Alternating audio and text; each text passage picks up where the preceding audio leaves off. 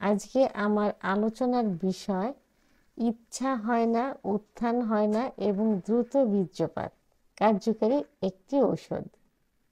দেশের এবং প্রবাসের ভাই বোনদের প্রতি সালাম। আসসালামু আলাইকুম। যৌন অক্ষমতার অধিকাংশ পুরুষ, বিশেষ করে যাদের বয়স একটু বেশি হয়ে গেছে, 35-এর পরে গিয়ে 40, 45, 50-এর পরে পুরুষের অভিযোগ থাকে যে তাদের যৌন ইচ্ছাটা একেবারেই হয় না, বা ইচ্ছা হলেও একটু হলেও উত্থান হয় না এবং খুব দ্রুত বীর্যপাত হয়ে যায় এবং শারীরিক খুব দুর্বলতা। তাই এখন শুধু এই বয়স্ক পুরুষেই বলে না, ইয়াং যেসব ছেলেপুলেগুলো আছে, অর্থাৎ বিয়ের পর পরই 20-25 বছর বয়সের ছেলেদেরও কিন্তু একটা অভিযোগ থাকে যে তাদের ইচ্ছা হয় না, উত্থান হয় না, আবার উত্থান হলে সহবাসে সময় পায় না এবং শারীরিক দুর্বলতা হয়ে গেছে, অস্থিরতা, অবসন্নতা, মুখে রুচি নেই ইত্যাদি বলে থাকে। তো এই যে এই সমস্যাগুলো বিভিন্ন কারণে হয়ে থাকে।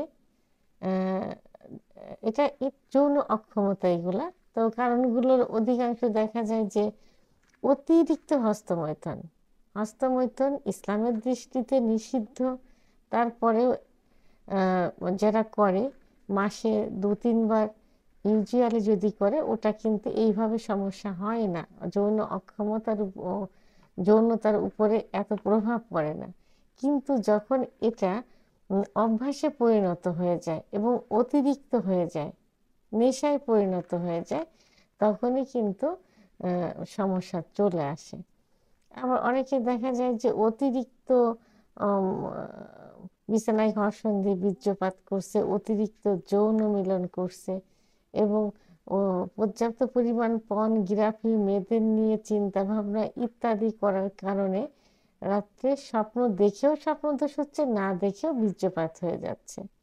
আর একবার যদি স্বপ্নদোষ হয়, ঘুমের ঘরে যদি বীর্যপাত হয়, তাহলে সেটা কিন্তু ইউজুয়ালি সহবাস 3 বার করলে যে পরিমাণ বীর্য বের হয়, ঠিক একবার স্বপ্নদোষে এই পরিমাণ বীর্য বের হয়।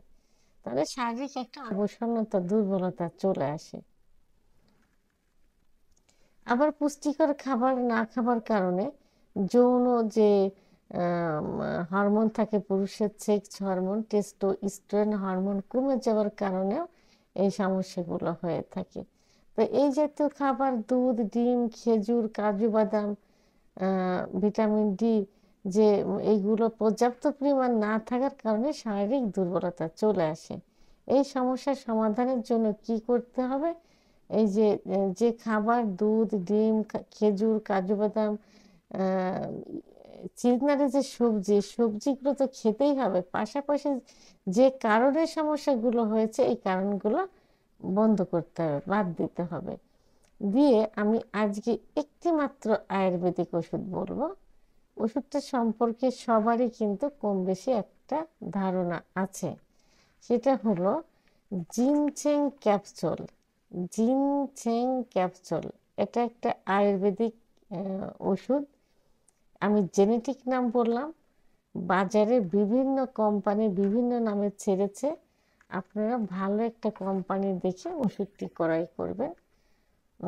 এই ওষুধটি যাদের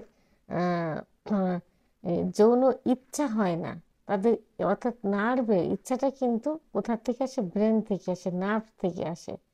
নার্ভের দুর্বলতায় কাজ করে এবং যখন সেক্স উত্তেজনা আসে, টোটাল বডিতে যখন ব্লাড সার্কুলেশন হয়, হাড়ের থেকে যখন লিঙ্গে ব্লাড সার্কুলেশন হয়, তখন কিন্তু লিঙ্গ লোহার মতো দাঁড়িয়ে যায়, শক্ত হয়ে যায়। আর যখনই এই লিঙ্গের ভিতরে ব্লাড সার্কুলেশন না হয়, তখন কিন্তু নিস্তেজতা চলে আসে। সেই ব্লাড সার্কুলেশন ঠিক করতে জিনসেং কার্যকারী ভূমিকা পালন করে থাকে, অর্থাৎ লিঙ্গের ব্লাড সার্কুলেশনটা সঠিকভাবে দিয়ে থাকে। আবার সহবাসের সময় যারা পায় না, দ্রুত বীর্যপাত দূর করতে জিনসেং কিন্তু খুব ভালো কাজ করে থাকে। আবার অনেকের দেখা যায় ইউজুয়ালি সহবাস ছাড়া বুক ধড়ফড় করে, অস্থিরতা করে, অবসন্নতা আসে, দুর্বলতা আসে, মুখে রুচি কম, অর্থাৎ এক কথায় শরীরের জীবনী শক্তিটাকে সতেজ করতে জিনসেং ক্যাপসুল খুব ভালো কাজ করে থাকে। তো এজন্য যৌন সর্বদিক থেকে যৌন দুর্বলতায় জিনসেং ক্যাপসুল 1 মাস থেকে 3 মাস পর্যন্ত সেবন করে যাবেন। এর পার্শ্ব প্রতিক্রিয়া খুবই কম। ওষুধটি দিনে 3 বার সেবন করবেন, খাবার 1 ঘন্টা পর কুসুম গরম দুধ সহ। যাদের উচ্চ রক্তচাপ থাকে তারা 2 বার সেবন করবেন এবং ডাক্তারের পরামর্শ অনুযায়ী অবশ্যই।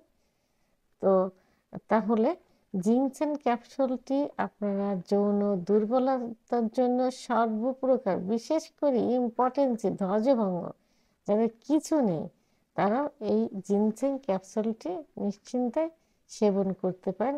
আয়ুর্বেদিক ক্যাপসুল, আমি জেনেটিক নাম বললাম, বাজারে বিভিন্ন কোম্পানি বিভিন্ন নামে ছেড়েছে। 1 থেকে 3 মাস পর্যন্ত সেবন করতে হবে। পাশাপাশি অবশ্যই দুধ, ডিম, খেজুর, কাজু বাদাম এবং ফলের রস সেবন করে যাবেন। ভিডিওটি সম্পর্কে যদি কোনো মতামত থেকে থাকে অবশ্যই কমেন্টসের মাধ্যমে জানাতে হবে। ভিডিওটি ভালো লাগলে লাইক, কমেন্ট, সাবস্ক্রাইব করে